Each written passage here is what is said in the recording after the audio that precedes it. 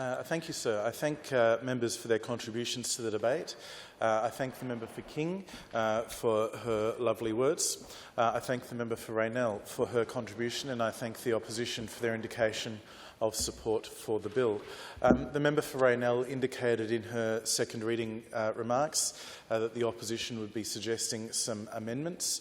I indicate for the record that I was advised just prior to the resumption of Parliament this morning that the opposition would be tabling amendments, but I have not had the opportunity to read them yet. However, I propose that when the Parliament does, upon the second reading, go into committee, while the government won't be in a position to support any amendments offered by the opposition this morning, not having yet read them, we will give some consideration to those amendments between the houses should they not pass in the Assembly, should the House support the government in not accepting those amendments at this stage. They relate to issues which have had some consideration up until this point, certainly, and indeed the specific mechanisms proposed for things like resolving a disagreement or indeed a memorandum of understanding between commissioners in the roles that they have. We are certainly very happy to look at those suggestions. I note that the state budget, sir, is due to be progressed in the next parliamentary sitting week in this House, or certainly introduced. I would be loath to defer consideration of the amendments, the bill by the Legislative Council any further. I hope that members will support its passage this week, and indeed in the positive spirit of bipartisanship, where we all are seeking, I believe, to enhance the position of Aboriginal children and young people in their lives, in their self-confidence, in their welfare, in their success and prosperity in life. And I do believe, indeed, this is a role that will help that. The position of a Commissioner for Aboriginal Children and Young People has existed certainly under provisions allowed in the Constitution Act since the end of 2018. I'm very proud to be the Minister responsible for this area of public policy in instituting the first Commissioner for Aboriginal Children and Young People here in South Australia. We looked around Australia at indeed other models that were either in place or proposed, and indeed there was a series of consultation in 2018. We settled at that time on a model that used the existing legislative framework for the Commissioner for Children and Young People and under provisions in the Constitution Act enabling the appointment of a person to be the Commissioner for Aboriginal Children and Young People, working collaboratively with the Commissioner. I think that there are opportunities for enhancement. Richard Dennis, a former head of Parliamentary Council, who would be well known to members, led a review of the Act that was taking place a couple of years ago now.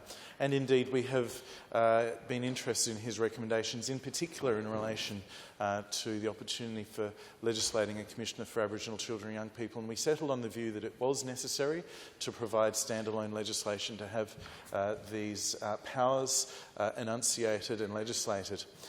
Indeed, the mechanisms have been subject to further consultation, feedback and review, and the bill has come to the House. I'm pleased that it's now on a passage to progression. Once more, I thank all parties for their interest in the debate. I thank the Parliamentary Council. In particular, I thank the Education Department Legal Policy Unit, who have supported the development of the legislation and indeed who provided briefings to other members, and Sarah Hennessy in my office, my advisor, who's assisted through this process. I'm looking forward to the passage of the bill, and I commend the second reading to all members. Order. The question before the House that the bill be now read a second time. Is it seconded? Yes, sir. I'll put the question at once. Those of the opinion say aye. Against say no. It's carried. The clerk. A bill for an act to amend the Children and Young People Oversight and Advocacy Bodies Act 2016 and to make related amendments to various other acts. There's an amendment on file. The House will go into committee.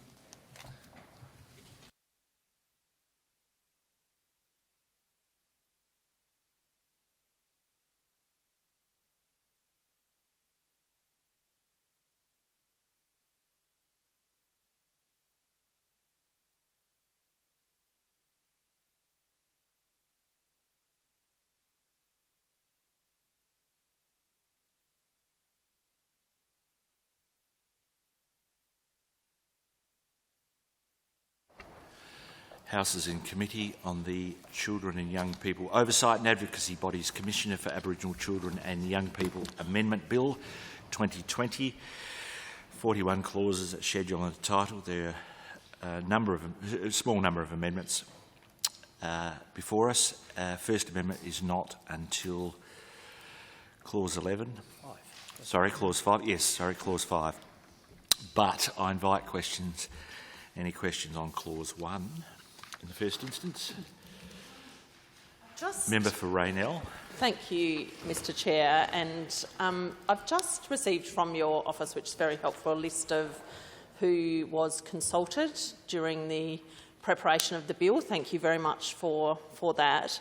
I was just interested to understand a little more about the consultation process and particularly about what feedback was given on the bill as a whole, but also whether particular issues were traversed about the Commissioner for Aboriginal Children and Young People's ability to set up committees and to mediate, etc., with the Commissioner for Children and Young People.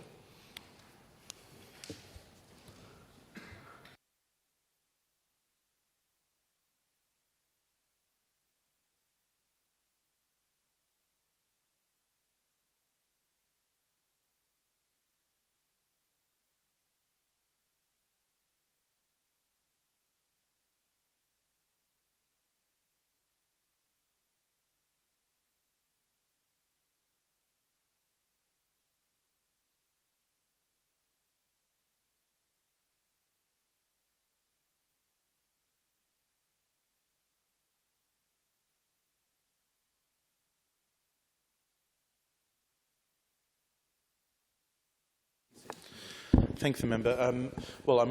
The range of stakeholders that were consulted provided a range of views on different aspects of the bill. There was, I would say, a significantly positive tenor to the proposal for there to be a bill. People had suggestions, and some of those had the opportunity for reflection. The current Commissioner for Aboriginal Children and Young People certainly suggested a provision be included in the bill to enable the Commissioner to appoint an advisory committee, similar to the Child Development Council's provision. We have had advice from the Boards and Committees section of Department of Premier and Cabinet that such committees as the Commissioner was proposing could be established administratively without the reference needed in legislation. Member for Raynell. Thank you. And in terms of the part of my question about the ability for mediation to occur between the two commissioners, did that issue come up specifically in feedback, and also particularly the ability for mediation to occur prior to the elevation to the Minister of decisions relating to matters that could best be resolved through that mediation? So, through the consultation process, the Commissioner for Aboriginal Children and Young People did suggest the bill include a provision requiring referral of a dispute to mediation prior to referral to the Minister. The view that I've been advised is that under the bill as it is, commissioners can choose to engage in mediation if they're unable to resolve who should conduct an inquiry, and that doesn't require legislation. I feel I should put it slightly into further context. This whole process, with or without mediation, only arises in the event that a conversation between the commissioners on who might undertake specific inquiries is unable to resolve the process. I have every confidence that whether the commissioners are the current ones or any future ones, the range of work that they will do will sometimes, but I imagine rarely, overlap to the specificity of two proposed inquiries taking place at the same time in a way that would provide some level of challenge to the success of either inquiry to proceed. The range of public policy available for both commissioners to undertake their work on at any one time is significant. It is possible that they both might be narrowly interested in the same issue at the same time. Now, in that circumstance, the first port of call would be, I would propose for them to discuss the matter and who would be best placed to conduct an inquiry first. If there was a slight variance in the thing that they were inquiring into, it would be quite seemly for them to do in a timely fashion one and then the other, or potentially combine the scopes of their proposed inquiry into one. It's only in the circumstance where the two remain in dispute and are unable to resolve that through a professional courtesy or through a conversation, if you like, to use the technical term, that you would need to have the dispute escalated to somebody to decide. It would be available to them without it being in the legislation for mediation to be proposed at that time. The opposition, as have been handed a copy of the amendment number 9, I think, talks about requiring that mediation take place between that conversation and the dispute resolution process, and we'll consider that additional matter between the houses, as I've suggested, should the amendment not gain the support of a majority of this House. But my own view instinctively is that I don't think it's necessary.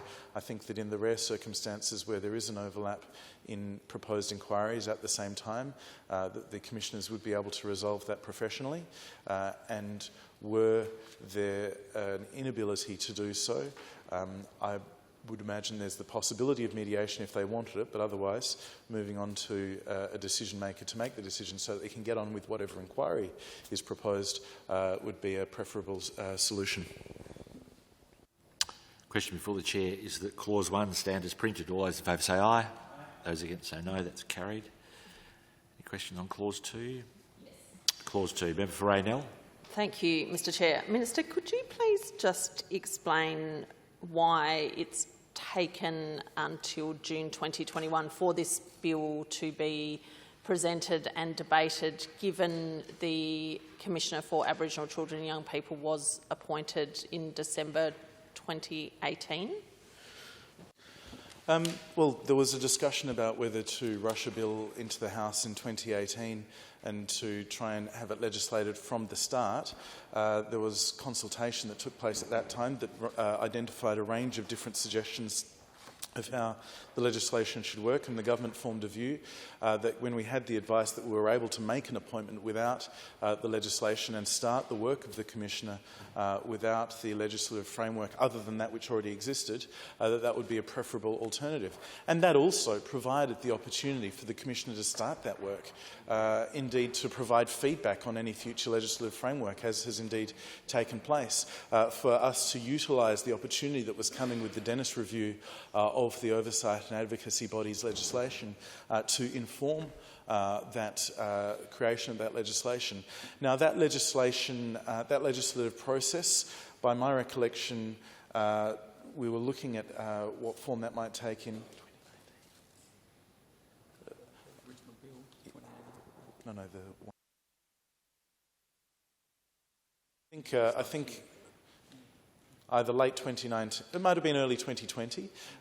It was 2020, I think, when a bill was formed, and I think that there's no doubt that were it not for the pandemic, we would have been here some months ago, and this is one that has unfortunately, certainly would have been in last calendar year, I was hoping to have the bill through. The priorities placed on the Parliament by the pandemic should not in any way lessen the priority that the government puts on the work of the Commissioner for Aboriginal Children and Young People. The position we're in, though, is that the Constitution Act has given us the opportunity to, from December 2018 to December 2021, have a Commissioner for Aboriginal Children and Young People appointed and doing her work. The time frame that I would suggest is absolutely necessary to have this bill through the House is in order for the regulations to be drafted so that by December, certainly, I wouldn't want to be using the Constitution Act again to make an appointment when we have the opportunity of this legislation to have that framework identify the role going forward. So It's unfortunate that it's taken a little bit longer than had been hoped, but in the absence of this legislation having been passed, the intent of this legislation has been very clear for some time, giving, I think, some security and confidence to the community of the importance of this position, so that April Laurie can go about doing her work at the moment, and indeed for the last period, knowing that the position would have this status and that was on its way. And secondly, I think the other important part is that the work's been able to be undertaken under the current arrangements. We think these arrangements will be better when we're in a position at the end of the current term of employment to have either a new appointment or a reappointment going forward, but that will be under the new legislative framework going forward. Member for Raynell. Thank you. Minister, could you just talk a little bit about why this Act and therefore the children... Sorry, I'm going to mix up my acronyms. The Commissioner for Children and Young People and the Commissioner for Aboriginal young people, children and young people, are both committed to yourself rather than the Minister for Child Protection, as is the Guardian for Children and Young People.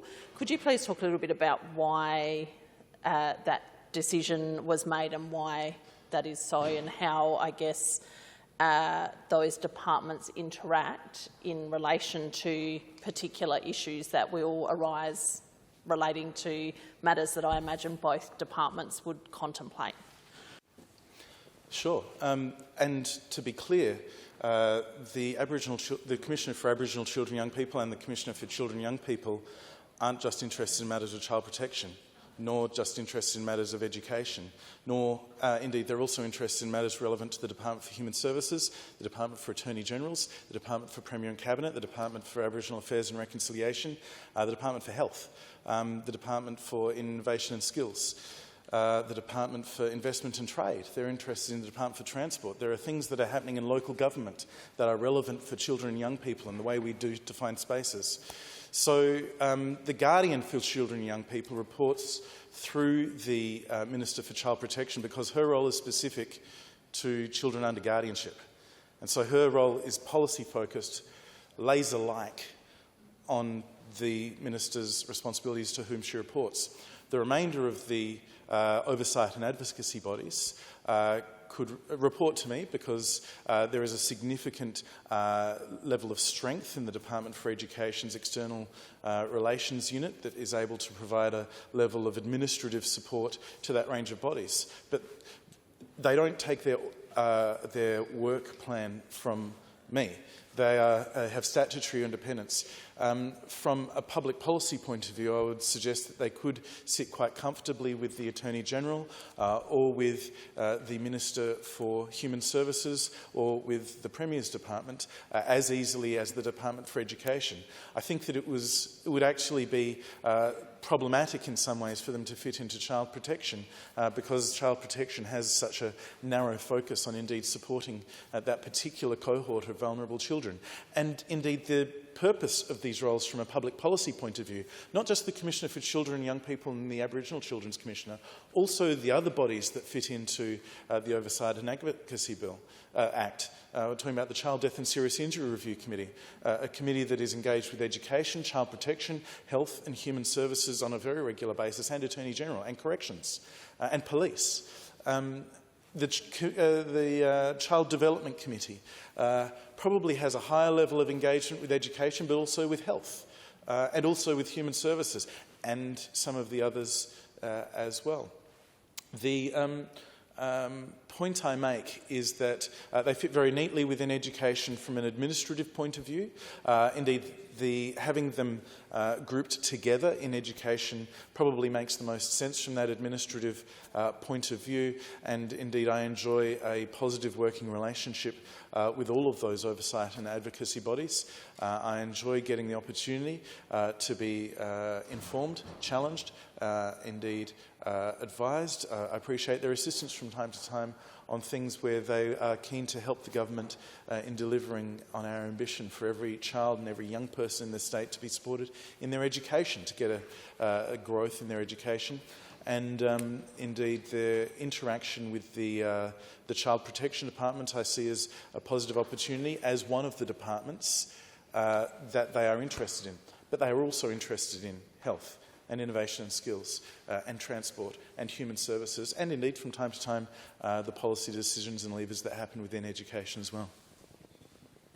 I appreciate the explanation and understand the points that you've made, and certainly also concur that, of course, they are independent statutory bodies who will create their own work plans and directions, etc. The bit of the answer that I'm just not quite clear on is the Guardian for Children and Young People and why that is under the remit, for want of a better word, of the Minister for Education, because, as you just said, they are required to have a laser-like focus, I think were the words that you used, on child protection matters broadly relating to children in care. So I'm very interested about why.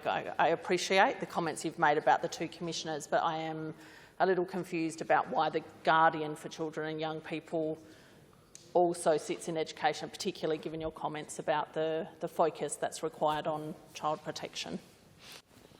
That's why the Guardian reports to the Minister for Child Protection. Administratively, there's an administrative level of support effectively for the office that comes through the Department for Education's External Affairs group, because they handle the office arrangements, they liaise with budget matters on all of these things with Treasury for all of the oversight and advocacy bodies.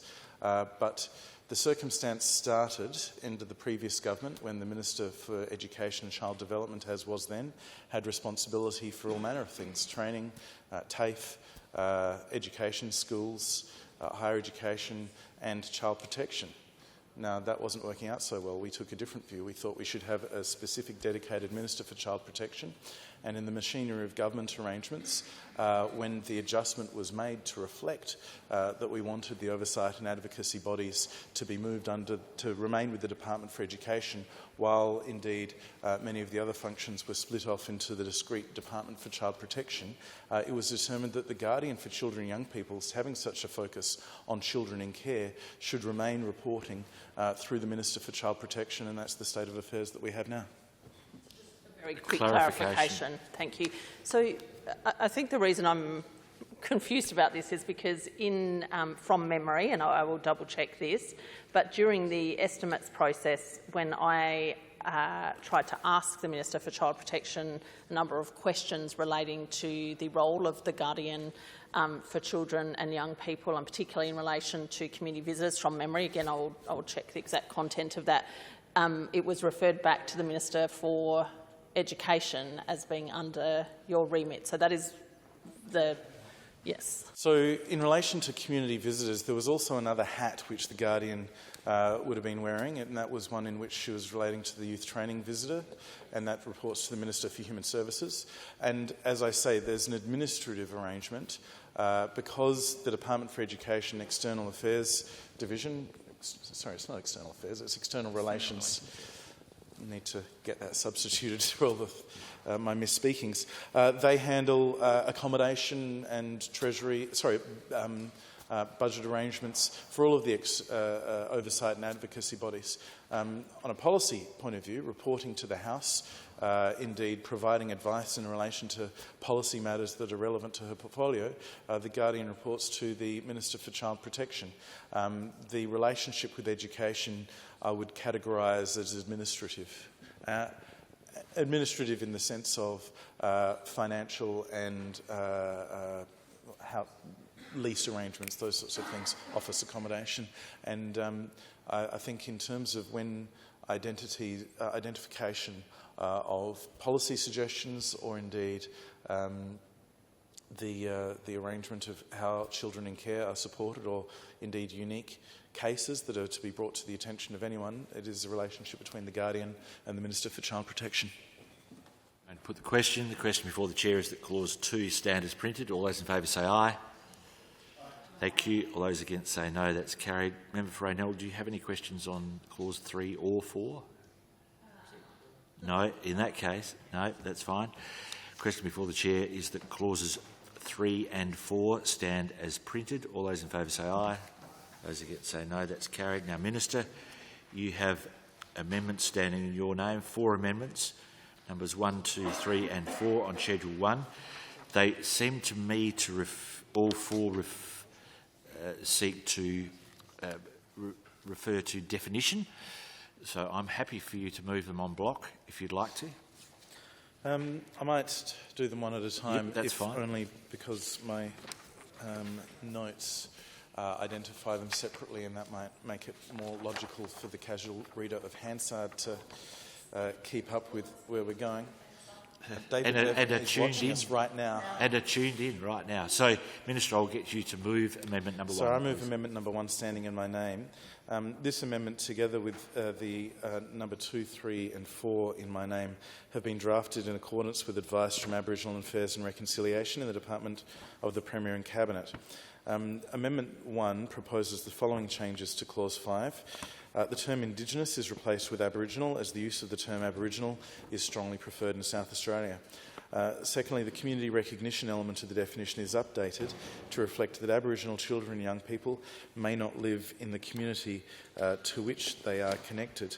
The drafting of this definition, together with the others I've referenced, aligns with the nationally accepted 3-part definition for Aboriginality: descent, self-identification and community recognition, and includes terminology that reflects the definition's operation within a South Australian context. The community recognition element of the definitions relating to Aboriginal and Torres Strait Islander children and young people continues to be an optional rather than required element, an adaptation recommended by Aboriginal Affairs and Reconciliation in the Department of Premier and Cabinet. Aboriginal Affairs and Reconciliation has advised that requiring the community recognition element of the nationally accepted definition may not be appropriate for children and young people, as there may be instances where community confirmation may not be immediately attainable due to the impact of the stolen generation. Corresponding changes are made to the definition of Torres Strait Islander child or young person by way of amendment number 3, which we'll get to. Any questions on the first amendment? If not, the question before the chair is that amendment number 1, standing in the name of the Minister for Education, be agreed to. All those in favour say aye. Those against say no. That's carried. Minister. Sir, I move amendment number 2 standing in my name. The bill provides that the Commissioner for Aboriginal Children and Young People and Acting Commissioner for Aboriginal Children and Young People must be an Aboriginal person. This is the proposed new sections 20B3 and 20C2 respectively. Aboriginal Affairs and Reconciliation Unit has recommended that the bill include definitions of Aboriginal person and Torres Strait Islander person for the purposes of the Commissioner for Aboriginal Children and Young People and Acting Commissioner for Aboriginal Children and Young People appointment provisions, and that all elements of the nationally accepted 3-part definition for Aboriginality be required: descent, self-identification and community recognition. No questions. If not, the question before the chair is that amendment number 2, standing in the name of the Minister for Education, be agreed to. All those in favour say aye. Those against say no. That's carried. Minister. Thank you, sir. I move amendment number 3 standing in my name. The amendment to the definition of Torres Strait Islander child or young person ensures consistency with the changes made by way of amendment number 1 to the definition of Aboriginal child or young person. The term Indigenous is removed and the community recognition element of the definition is updated to reflect that Torres Strait Islander children and young people may not live in the community to which they are connected. Very for quick Raynell, clarifying question. I presume that the consultation that you outlined in relation to amendment number 1 occurred in the same way in relation to this amendment and the next one also. I'm advised that's the case. The question before the chair is that amendment number 3, standing in the name of the Minister for Education, be agreed to. All those in favour say aye. Those against say no. That's carried. Minister. Sir, I move amendment number 4 standing in my name. As discussed in relation to amendment number 2, which inserted a definition of Aboriginal person into the bill for the purposes of the Commissioner for Aboriginal Children and Young People and the Acting Commissioner for Aboriginal Children and Young People appointment provisions, the Department of Premier and Cabinet's Aboriginal Affairs and Reconciliation Unit has recommended that the bill include a definition of Torres Strait Islander person for the purposes of these appointment provisions. The drafting of the definition of Torres Strait Islander person is consistent with that of Aboriginal person and requires all elements of the nationally accepted 3-part definition for Aboriginality to be met: descent, self-identification and community recognition. There are no questions. The question before the chair is that Amendment number 4, standing in the name of the Minister for Education, be agreed to. All those in favour say aye. Those against say no. That's carried. Now we come to Clause 5 as amended. I invite any questions on Clause 5 as amended. If not, the question before the Chair is that Clause 5 be agreed to as it's been amended. All those in favour say aye. Those against say no. That's carried. Now, Member for Raynell, could you indicate where your next question is, please? Just in relation to 6, 7 and 8, but it's just a similar question in relation to the United Nations declaration, etc. Yeah, okay. Well, we'll deal with Clause 6 first. So if you'd like to ask a question relating to the meaning of rights, development and wellbeing. Yes, so, Member for Raynell. Yes, if it's okay, I'll just combine a couple of questions that are about 6, 1, 2 and 3. Just interested in the consultation around inserting the United Nations Declaration on the Rights of Indigenous Peoples and the discussions around that particular provision, and also in relation to 2 and 3. It seems fine, but I'm just interested in terms of who informed the Minister about the insertion of cultural and also the substitution of identity and safety.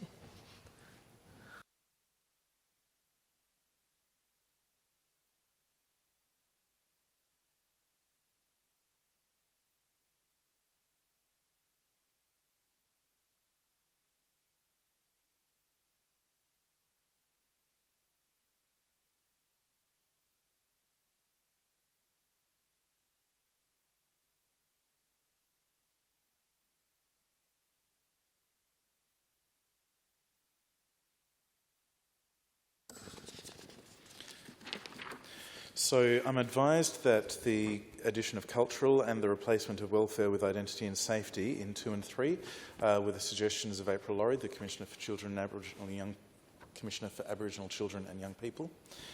And in relation to the United Nations Declaration on the Rights of Indigenous Peoples, I think that my advice is that when the following words and rights set out in any other relevant international human rights instruments were initially drafted, it was assumed that they would refer to the UN Declaration on the Rights of Indigenous Peoples and potentially others. And I think it was, I get the sense it was almost informal. It was April's suggestion that we explicitly identify that one while leaving in the opportunity for others to potentially be considered as well. Question before the Chair is that Clause 6 stand as printed. All those in favour say aye. Those against say no. That's carried. Are you looking to continue that line of questioning on Clause 7? No. Could you indicate, please, where your next question is? Not until because all of my understanding is 9, 10, 11. 8, 9, 10, 11 are simply substituting a name. Yep.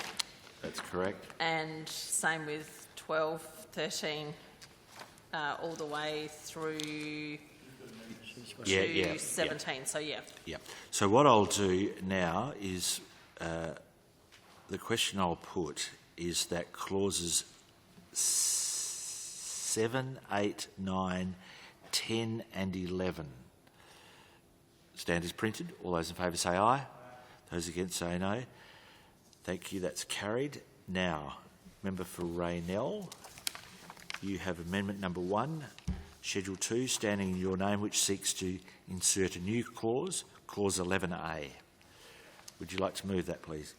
I move that amendment. The amendment is simply to enable the CCYP to establish committees and to receive advice from those committees to potentially carry out investigative or research or contemplative functions on behalf of the CCYP. The Commissioner will, of course, have the opportunity to ensure that the committee is conducted in the way that she determines it should be and focuses on the particular issues that she determines that it should be.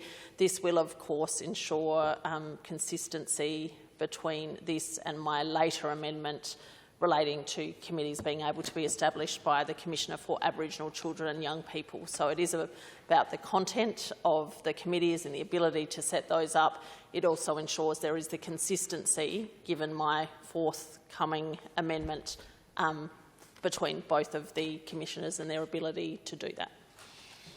Minister. Yes, as I indicated earlier, the government does not propose to support this amendment at this time. We're happy to have a discussion further about this between the houses, so I might leave it there. In that case, I will put the question. The question is that amendment number 1, standing in the name of the member for Raynell, which seeks to insert new clause 11A, be agreed to. All those in favour say aye. Aye. Those against say no. No. The noes have it. The amendment is not agreed to. So, member for Raynell, could you... Yes, you listed before. Could you tell me where your next question is, please? So it will be where my next amendments are. Yep, okay. Yep. Thank you. Yes, thank you. So the question before the Chair is that clauses 12 through to 17 inclusive stand as printed. All those in favour say aye. Those against say no. That's carried. We come now to clause 18 and amendment number 2, standing in the name of the member for Raynell. So I think that I canvassed this in my remarks earlier, and I think the Minister also spoke briefly to them either in his speech or earlier in this committee debate. I can't recall which one, but basically this is about enabling both the Commissioner for Children and Young People and the Commissioner for Aboriginal Children and Young People to develop a memorandum of understanding to ensure that they have a process, a framework that enables them to consider matters of common interest, and that they are very clear in the consideration of those matters of common interest about who what systems may determine who particularly takes up a particular issue, a particular matter of interest. So it is about absolutely focused on enabling the 2 commissioners to establish, I guess, those rules of operation, a memorandum of understanding to enable them to operate in the particular ways that they choose. And I do note, of course, the Minister's comments about the fact that the commissioners will, of course, have particular conversations, etc. Of course they will. They work very well together. Of course they do. This is about making sure that, yes, there are those conversations, there's the ongoing interactions, but also before a matter is elevated to ministerial level to be determined, that there is another process that those 2 commissioners can engage in relation to particular issues.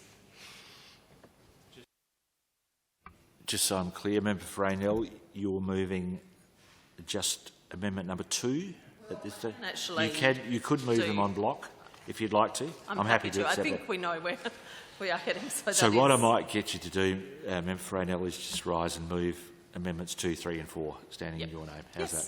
I move amendments 2, 3 and 4, standing in my name. Thank you, Minister. Thank you. As identified, I'm happy to, and indeed the government will be happy to talk further between the houses but not support these at this stage. Identify some background. In Mr Dennis's review, he discusses the need for collaboration in the performance of functions under the Act. He, I think, used the word protocol about collaboration as a suggestion. The government agrees that it's important for the commissioners to collaborate, obviously, and indeed the existence of 14A Clause 18 suggests 14A, that the Commissioner for Children and Young People should, in the performance of their functions, collaborate on matters of common interest with the Commissioner for Aboriginal Children and Young People to such extent as is reasonably practical. Our view has been in the drafting of this legislation that the flexibility for those commissioners to develop such protocols, arrangements, shouldn't be constricted by a form of MOU that is set out in legislation that might potentially be restrictive in a way that is harder to move back and forth. But we're happy to talk about it further because I don't think there's any difference in the intent of what the member is proposing and what the government seeks to achieve. And I don't claim to have any special insight over and above that of anyone else as to which mechanism works better. I prefer, indeed the government prefers, a more flexible arrangement as is the unamended legislation, but we're happy to talk about it further. Just a brief comment. It sounds like we might be able to find somewhere between a protocol and an MOU, or I look forward to those discussions. The other point that I would just make that is important in relation to the amendments that I've just moved is that we, in Amendment 3, are also moving an amendment which I didn't really address before in my earlier words, and that is to ensure that there are provisions that require the Commissioner for Children and Young People to refer particular matters to the Commissioner for Aboriginal Children and Young People. So there is, at 3, the reference to the word may. My amendment does refer to the word must. So that is just a slightly different part of the amendment that I wanted to draw the Minister's attention to. I'm sure that we will also be able to discuss that between the Houses also. Minister. I thank the member for drawing that aspect of the hot-off-the-press amendments to my attention. I note that in changing may to must, it still relies on the earlier phrasing earlier on in the same clause that it's in the opinion of the Commissioner for Children and Young People in the first place. So while must sounds like an absolute, it relies that absolute only applies in the occasion where the Commissioner for Children and Young People themselves has formed a view that the matter should be referred to the Commissioner for Aboriginal Children and Young People. So I would encourage members giving some thought to this one that unless one is going to identify a delineated definition of those matters which are one and not the other, then may, I would argue, actually is more appropriate here. I'd further argue that there are going to be occasions when the Commissioner for Aboriginal Children and Young People has a full work plan. The Commissioner for Children and Young People has a work plan that also relates to Aboriginal children, and where it is entirely appropriate for the Commissioner for Children and Young People to retain the power and the authority to do some work in that particular area as well. So I wouldn't like to see such a delineation that would exclude the power of the Commissioner for Children and Young People being able to deal with the matter themselves. The Commissioner for Children and Young People remains the Commissioner for Children and Young People for all children and young people in South Australia, including Aboriginal children. The new position is an extra targeted resource to support Aboriginal children and young people, given their particular level of disadvantage and our historical moral obligation to each of those children and young people to ensure that they have the best lives that are humanly imaginable.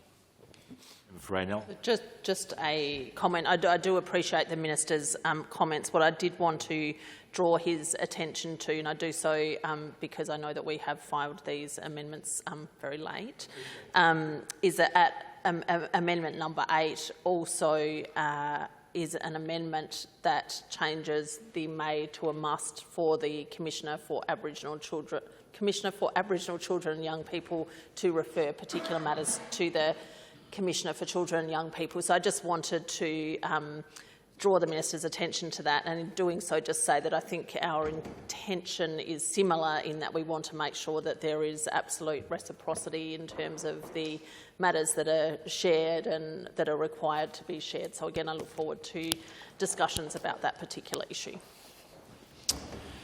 Question before the Chair is that amendments 2, 3 and 4 on Schedule 2, standing in the name of the member for Raynell, be agreed to? All those in favour say aye. Those against say no. The noes have it. The noes have it. We now come to Clause 18 as printed. Are there any questions on Clause 18 as printed? The question before the Chair is that Clause 18 stand as printed. All those in favour say aye. Those against say no. That's carried. Now, back to you, Member for Raynell. Would you indicate, please, again, where your next question might be? Yes? Yep, Clause 19. 19, yes. So I just want to understand what the Minister sees as occurring when there are systemic issues that are raised that particularly relate to Aboriginal children and young people in the context of this clause, which sets out that the Commissioner for Children and Young People has discretion to deal with those particular systemic issues. So I'm just really wanting to understand what you see as the relationship and the operation of the relationship between the two commissioners when we are talking about systemic issues relating to Aboriginal children and young people, and how that works in practice.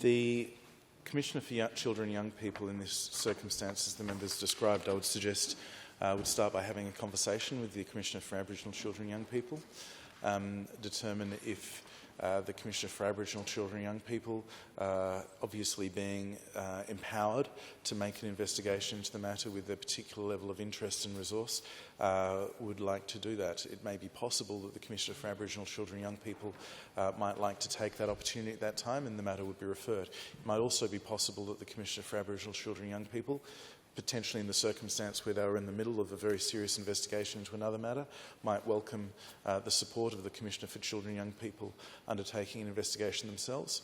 And indeed, were that not able to be sorted out with a conversation, a professional discussion, as I would imagine would be the case in any imaginable circumstance I can foresee, then obviously we have the dispute mechanisms that we've discussed earlier and will come to again later. Question before the Chair is that Clause 19 stand as printed. All those in favour say aye. Those against say no. That's carried. Any questions on Clauses 20 through to 24? Yes. They're quite simple amendments, yep. So if there are no questions on those clauses, I'll put the question. The question before the Chair is that Clauses 20 through to 24 inclusive stand as printed. All those in favour say aye. Thank you. Those against say no. That's carried. Member for Raynell, you have amendments standing in your name to amend Clause 25. So I think this clause is very straightforward. It is ensuring that the Commissioner for Aboriginal Children and Young People must be an Aboriginal person. Also, that they must demonstrate experience in systems, whether they're government systems or any sort of systems affecting the well-being, the safety, the care, the protection of Aboriginal children and young people. I imagine that that is a clause that could be referred to by any particular selection committee or body that appoints the Commissioner for Aboriginal Children and Young People. So, Member for Raynell, before I call the Minister, I'll just ask that you move, please. Amendment number 5 in my name, Mr Chair. Excellent. Minister. Thank you. As indicated in the other amendments, we're happy to consider this further between the houses and have some discussions with the opposition too, potentially. My instinctive reaction, I should say, is that I'm reluctant to further limit the pool of potential applicants for the role. I would think that there are a number of people, outstanding Aboriginal and Torres Strait Islander Australians, who might potentially have relevant experience, and I need to be satisfied to more than the 3/4 of an hour or so since we got the amendment that the drafting of this amendment wouldn't potentially restrict somebody who might have apposite skills but not potentially meet the definition here from applying. That said, obviously the current person holding the role would meet this definition. I don't know if there are other people in future years or decades who might be good applicants who might not, and would value the opportunity to consider that further between the houses. Question before the Chair is that amendment number 5, Schedule 2, standing in the name of the member for Raynell, be agreed to. All those in favour say aye. Those against say no. The noes have it. The noes have it. Member for Raynell. Amendment number 6. I have canvassed this issue when I spoke about the earlier amendment about the ability for the Commissioner for Children and Young People to appoint committees to provide advice, to research, comment on, explore particular issues relating to children and young people. This particular amendment focuses on the Commissioner for Aboriginal Children and Young People to similarly establish committees, appoint members to those committees to explore, investigate particular issues, particular circumstances. So it is reflecting that both commissioners should have that ability to do so. Member for Raynell, before I call the Minister, you'll need to move. I'm so sorry. I move amendment number 6 in my name. Minister, thank you. Thank you. The government's not in a position to support this amendment at this time, but we'll consider it further, but with the opposition between the houses. Question before the Chair is that amendment number 6, standing in the name of the member for Raynell, will be agreed to. All those in favour say aye. Those against say no. The noes have it. The noes have it. Member for Raynell. Amendment number 7. You'll move. Number 7. So this amendment... So, Member for Raynell, the easiest way to begin is stand up and say, amendment I move number 7. amendment.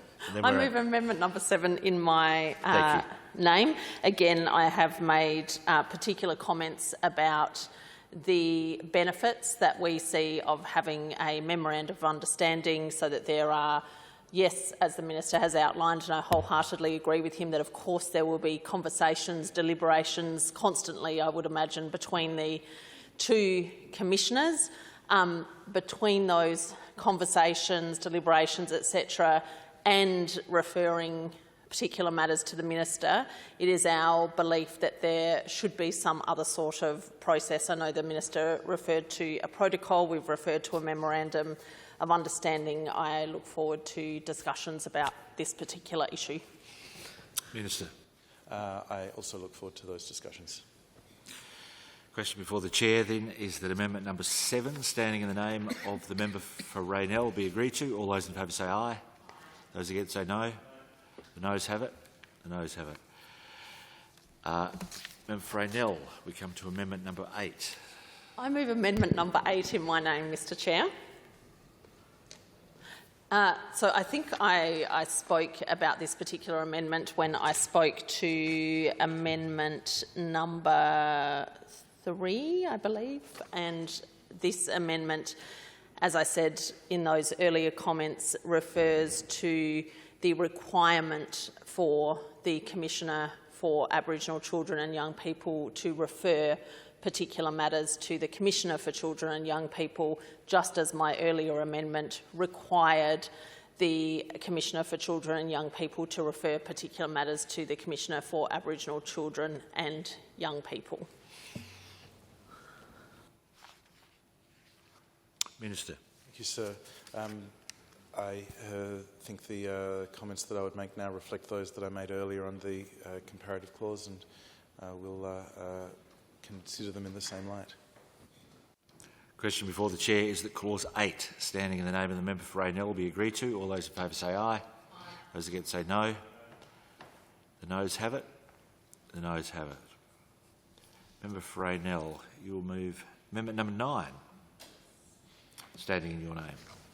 Amendment number 9. I move amendment number 9, standing in my name. This amendment is about ensuring that before a matter is referred to the minister, that the two commissioners have that ability to attempt to resolve which particular commissioner should inquire into the matter by undertaking mediation in accordance with any provisions that are set out in a memorandum of understanding. Again, I would say we've already spoken and canvassed the need to perhaps have a discussion about memorandum of understanding, protocols, some sort of process. So this is simply requiring mediation to occur in relation or as dictated by that particular process, protocol, MOU, wherever that particular discussion lands. Minister. The government's not in a position to support this amendment at this time, but we'll consider it and discuss between the houses. The question before the chair is that amendment number 9, standing in the name of the member for Raynell, be agreed to. All those in favour say aye. Those against say no. The noes have it. The noes have it. Member for Raynell, amendment number 10. So this amendment is simply about strengthening and ensuring there is no doubt that a matter that is raised that has particular significance to Aboriginal children or young people, and that would include if the matter disproportionately affects Aboriginal children and young people, is referred, or that the Commissioner for Aboriginal Children and Young People has the remit to inquire into those particular matters. Before I call the Minister, I'll need the member for Raynell to move that, please. I move amendment number 10 in my name. Thank you. Minister.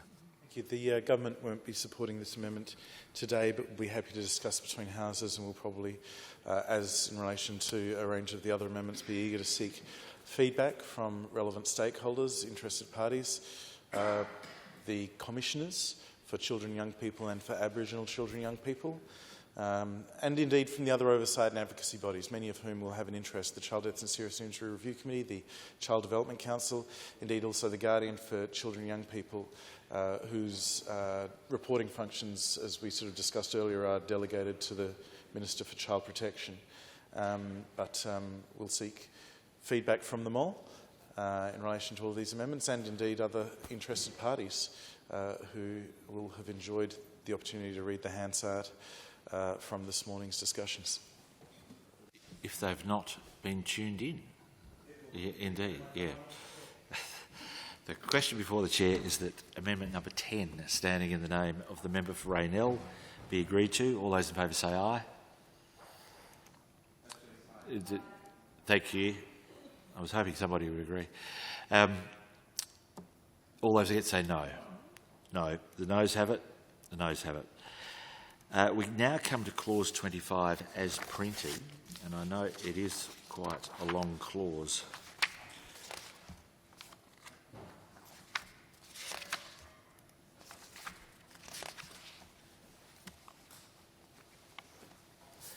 Member for Raynell, do you have questions on clause 25?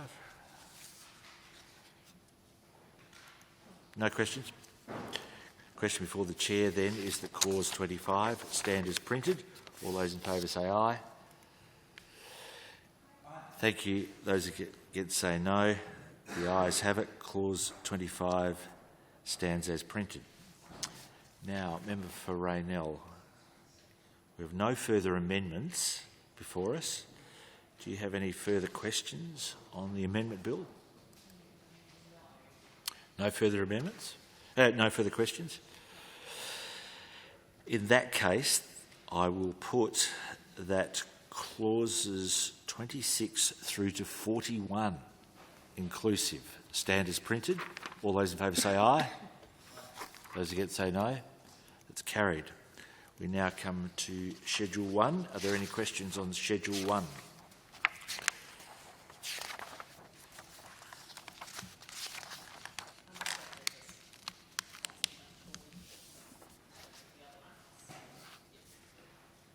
So no questions?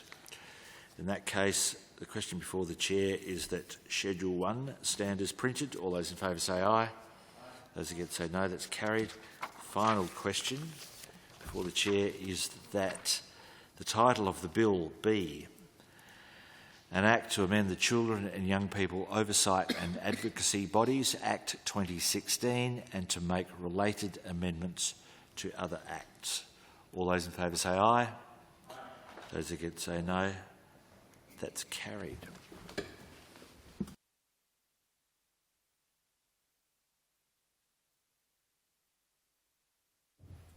committee has considered the bill and agreed to the same with amendments. Minister. Sir, I thank members in moving the bill be read a third time. I thank members for their contributions. I thank the member for Raynell for the thoughtful and efficient way that we were able to go through that process then. I thank the member for King for her second reading contribution. I thank Parliamentary Counsel Mark Herbst and Karina Dearden, the Department for Education staff Joanna Blake, Jamie Burt and Audra Field, and indeed Sarah Hennessy from my office for their work on this bill. I congratulate our inaugural Commissioner for Aboriginal Children and Young People, April Laurie in particular, and thank her for the work that she is already doing and indeed the opportunities that she is seeking to provide, not just for the children and young people whose systems and supports her work I'm sure will enhance, but indeed as a trailblazer in her own right for those other Aboriginal leaders in the years ahead who will at some stage follow her in that position. This position that was set out in legislation but which is already in actuality a role being undertaken, and I thank her for that work.